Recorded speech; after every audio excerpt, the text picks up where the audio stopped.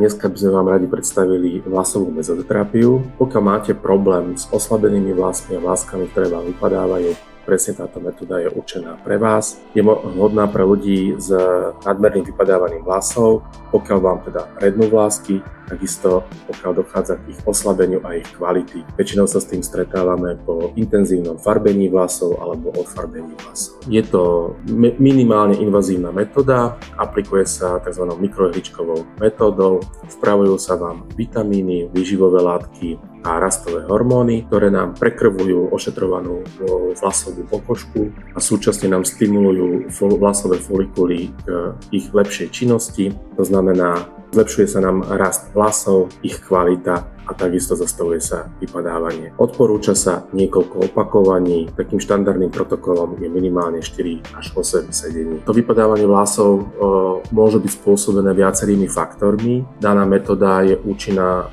hlavne pri znížení kvality daného vlasu a jeho vypadávaní, ktoré je spôsobené povedzme aj tehotenstvom.